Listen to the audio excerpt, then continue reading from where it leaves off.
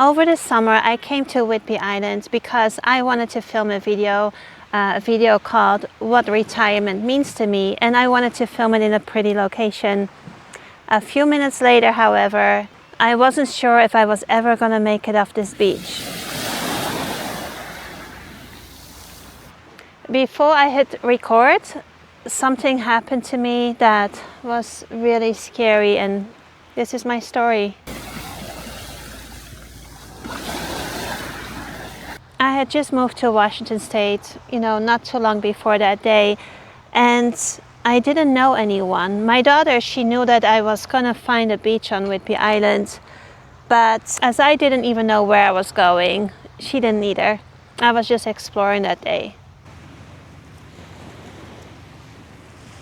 So there was a small change of scenery because I have my little dog Romeo with me, and it got a little bit too cold.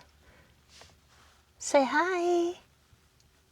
So yeah, before I chose a place to sit that day and film my video, I thought I would dip my feet a little bit into the water. So I walked up to the water.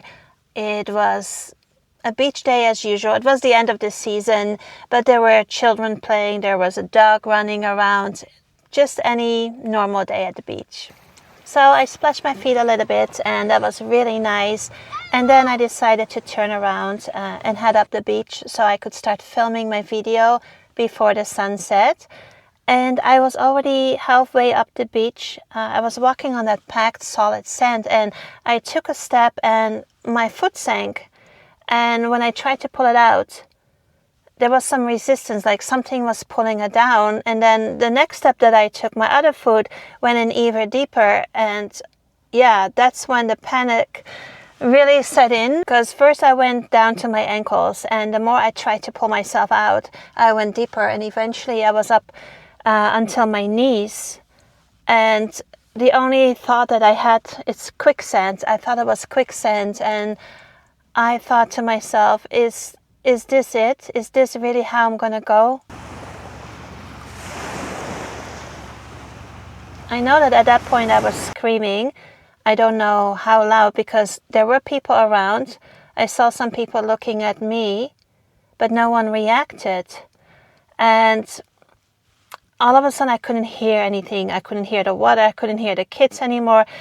I could hear the silence, and I felt like everything was in slow motion. It was just such a scary thing. But somehow I still had the presence of mind to zip up my pocketbook, because my ID was inside.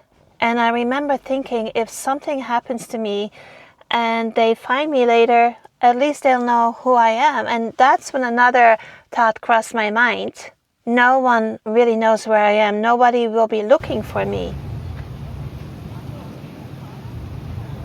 My daughter was the only one who knew I was filming out somewhere, and she wasn't expecting me home until later that evening. And she was working the night shift overnight at that time, so she was sleeping through the day, and she would never check her phone.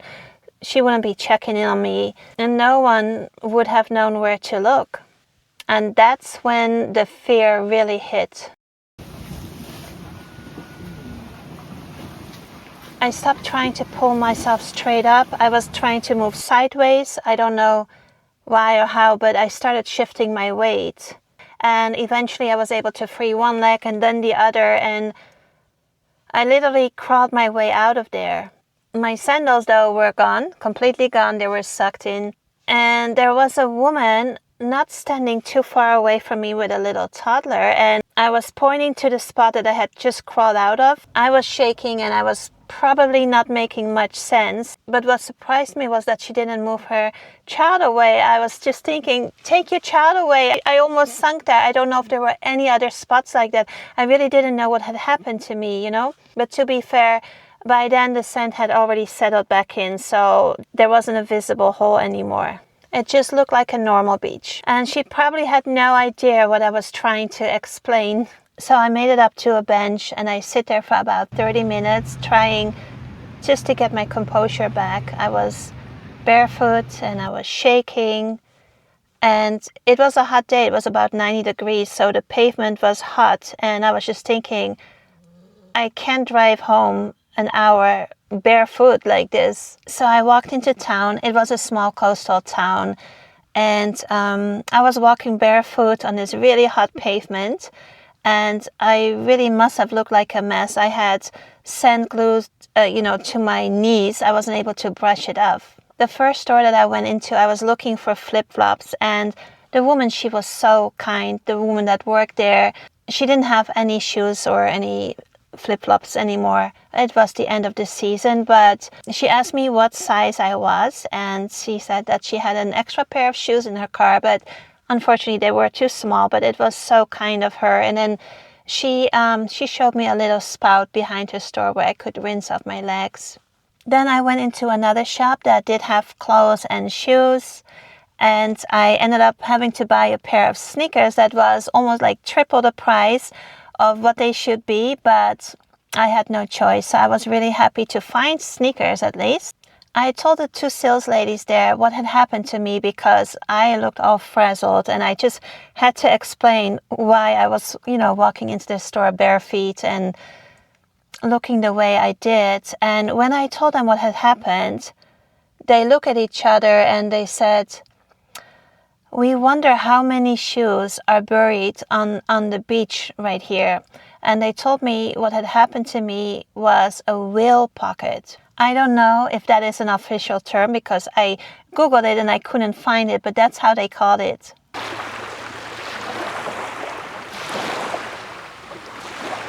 Okay, it got really dark all of a sudden, so I'm gonna drive home and continue from there.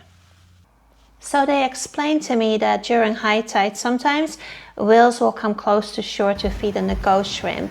So they will roll around in the shallow waters and to stir up the sand, and which will make the shrimp float up, and then the whale will just suck it in. When they roll like that, it can leave hollow spots underneath the sand. And then later when everything settles, the top can look solid, but underneath it doesn't always fill back in completely.